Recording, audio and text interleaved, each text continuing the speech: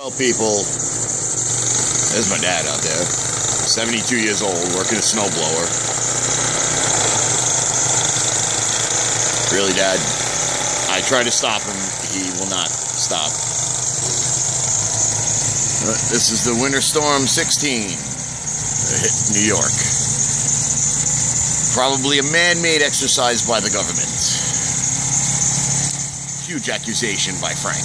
No, just kidding. I don't know. Who knows? But this shit is fucking crazy.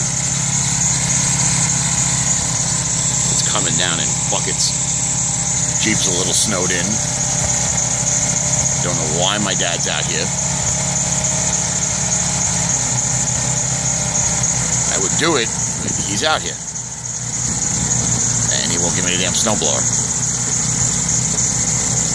Anyhow, send you more from the frozen tundra later, known as Long Island, New York. I fucking hate this place.